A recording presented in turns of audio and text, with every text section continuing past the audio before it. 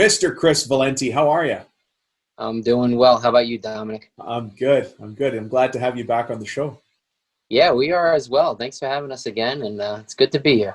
Yeah, well, I mean, you were a guest before. For people who've listened in the past, they've heard your voice, your Yes, accent. and it was fun last time, and we're looking forward to this one. So Yeah, well, it's actually that episode that made this episode happen because you have what I've been calling an inspirational program for students to help deal with this labor shortage that we're all facing. right. So we call it break out of the box, Uh-huh. and basically about 4 or 5 years ago, like most shops, you're complaining you can't find good labor. And I thought to myself, well, I could keep on complaining about it, or I could try to do something about it. So I kind of went back to my roots and tried to figure out, well, how did I get into this business? Yeah. And my father was a union carpenter, so it was kind of second nature for us to all have tools and work with our hands in our family. Yeah. But basically, my mom would bring me down to his job sites, and I would grab the scraps, the cutoffs that were just laying around on the floor. And, I'd make garages for my matchbox cars or whatever. Yeah. Cut them with the handsaw, put them together with 8-penny finish nails or 6-penny finish nails and a hammer. No nail guns back then, no power tools. All manual. But yeah, I mean, that's just how I started, just playing with scraps, all miscellaneous sizes and everything. So, with that thought and the thought that, kids aren't getting this in school anymore, high school programs are being wiped out. Yeah. If they're not, far and few between right now, and they're not learning it at home. So I thought, well, what about if I kind of put a fancy version of parts together like I used to play with?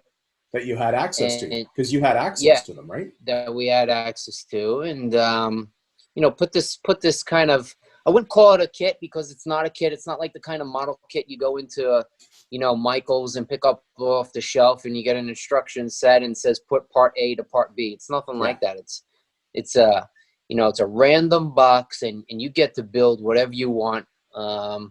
And hopefully, the goal is to expose these 6th to 8th graders, because that's who it's geared for, 6th to 8th graders, expose them to working with their hands. And maybe they were already working with their hands, and then it maybe enhances that a little bit, but give them the exposure that I took for granted. It opens them up to the possibility. Yeah. Yeah, because, most, with the trades and the conditions there are, most households don't have a tradesman in their house, what's like crazy? we did. And so that was the thought behind this box. And now, sorry, just another call coming through on the phone here. But now we just completed our 4th year. 4th year of doing this breakout 4th program? year of doing this, and this year was a little different for obvious reasons. We called it Break Out of the Box Pandemic version. And it was all virtual. The only in-person interaction we had to have was the actual picking up of the box of parts. Let me do this, Chris, so that everybody understands. We record these, as I think everybody listening knows. You might be listening to it as an audio podcast, but we also record it as a video. As I say that, I have to look at my computer to make sure we are recording. We are. And so you can see this on YouTube. And the reason that's more important for this episode than for any other episode is not because you get to see the smiling faces of Chris and I, but because the box that Chris Valenti sent me is here in my hands, and we're going to open it today on the show. Chris, I didn't know I sent you a Graco spray gun. You sent me a Graco, yeah. If it's a Graco sprayer, it's an early Christmas. Yeah, exactly. I want that back, by the way. And you're going to be pissed. You want the box back or the sprayer? I want the sprayer back.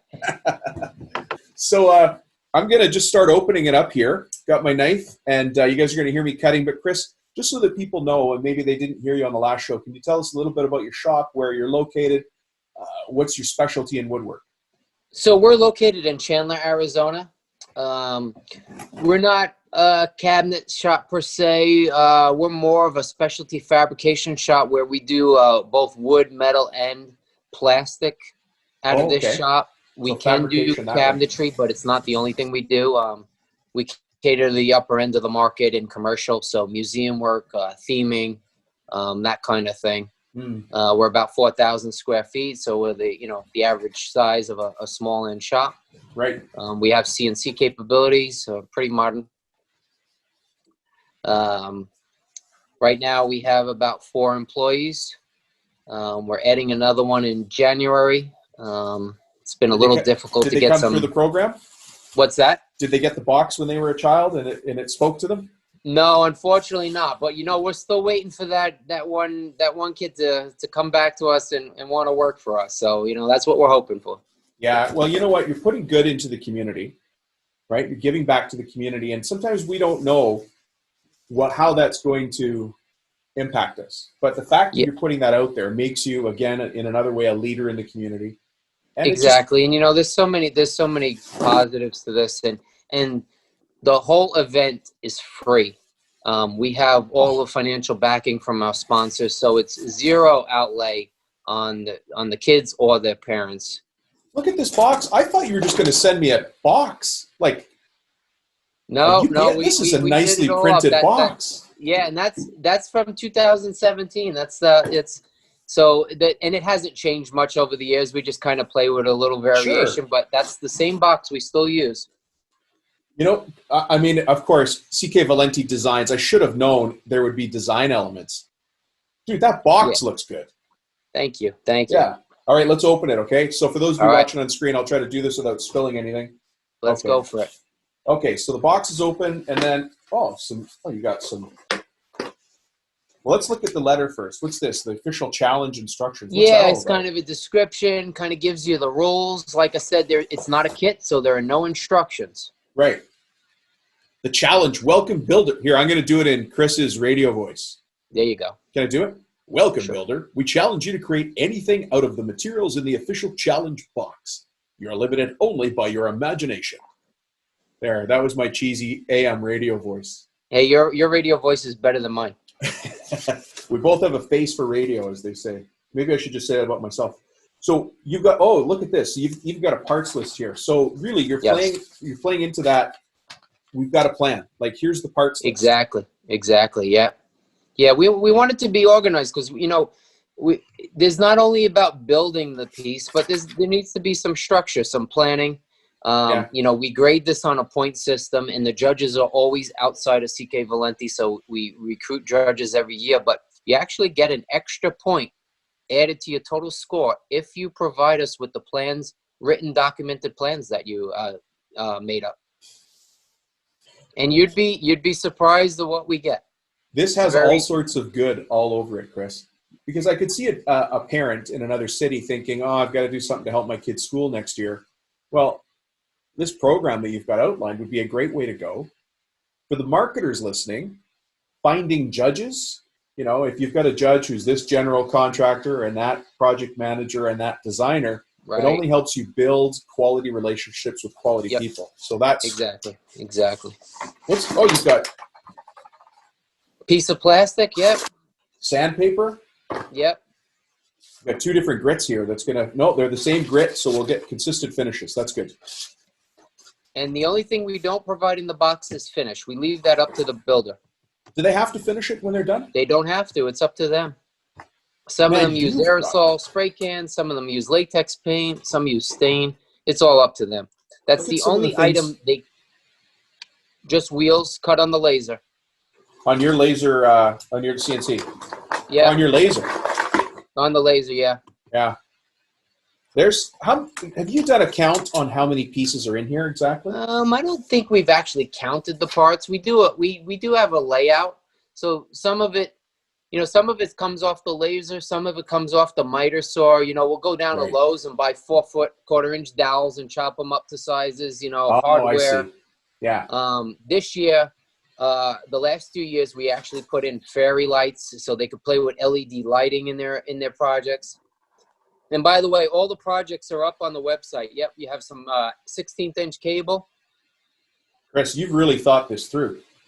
Sorry, you were just going to mention the website. Sorry, no. You'd be amazed at what they do with that cable. They actually unravel it and use the single strands of the cable.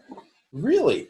Yeah, they don't use it whole. Some of the projects, like I said, completely amazed at what they do with these. Yeah, that's the kind of ingenuity that builds a country, right? That really is cool Absolutely. stuff. Absolutely. I was going to apologize because your parts list actually says how much you have in here, but it says 66 laser cut parts. But Okay. then your Okay. poplar dowel, you said could be cut to various lengths. But there's over 100 parts in this thing. Yeah. Yeah. It's we try to pack that box as well as we can. So what's the reaction from some of the kids? These wheels are so cool. The kids, they love it. I mean, this year it was a little different because of the pandemic version. And you just put up a bottle of Type Bond. We've been putting a bottle of Type Bond in since year one, and now this last event, Type Bond actually sponsored us. Look at that. So they So recognize the value in educating yeah, youth. exactly. I get these from IKEA all the time. This bag of screws, bolts, and The nuts. screws, yeah, some screws, some nails. Chris, I'm so impressed, and you've got some piping here. Yeah, we put in. The idea is just random materials, whatever trade it may be, and just let them, do what they want with it. And It's we unbelievable. put up every year. Every year we take photos, and all the past years are up on our website. So if you ever wanted to see what projects were done and what they're doing with these materials, you can go to that website at the events page, and everything's up there. And like I said, you'd be amazed at what they create. What's the website? www.ckvalentidesigns.com, and you'll go under the events tab. Yeah. I mean, I'd be amazed. I'm going to go look at it again. I've looked at it obviously before the show, but I hadn't opened the box. Right. When you see things come back, are they mostly cars? Are they mostly airplanes they're making? Are they making structures? Are they making things that work or things that look beautiful? What's their general theme? Ooh, that's a tough one because it is so all over the board. Let me just tell you. So this year's first place winner was a tilt-a-maze. So I don't know if you've seen the Lego version, but it's a maze that tilts in both directions. Well, he did it with all those parts that you see in that kit. Brilliant. They are allowed to modify the parts, cut them up, create different sizes. That's fine and everything. Second place was that was actually a tie for second place, believe it or not. And that's rare. But second place was a ukulele and a bridge.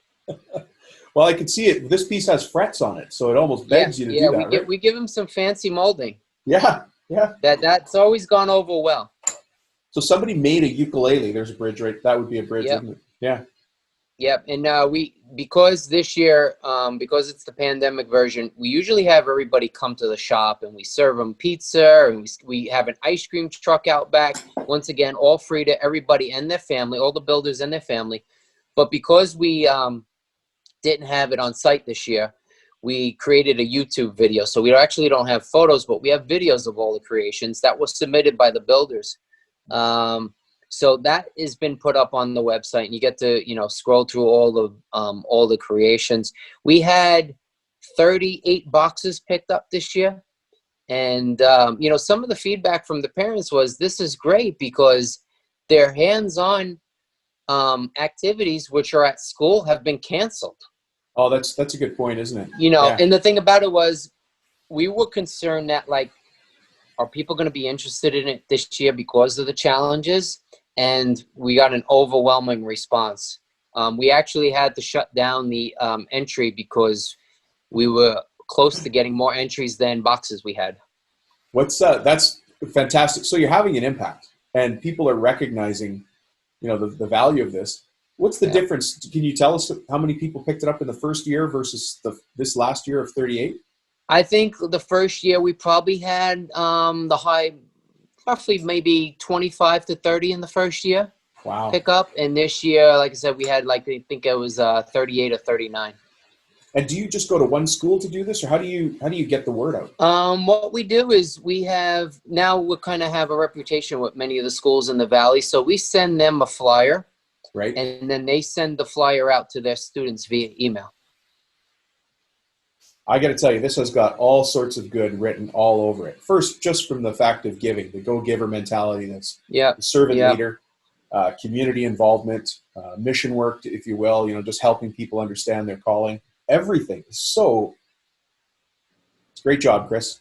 Thank you. Thank you. We Yeah. appreciate it. And, you know, if we can get more shops on board, that would be great. You know, the more shops on board trying to create this program in their area, the more potential that shop owners like ourselves will be able to bring somebody on board down the road and, you know, have somebody with some heart, some passion in this industry and be a good fit for that shop.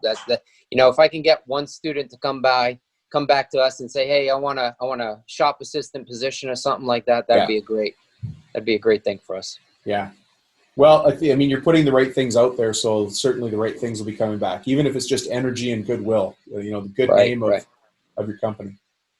All right, well, let's wrap things up. I mean, I really appreciate you sending this. This has actually been sitting, as you know, on my desk for 2 months. Yep.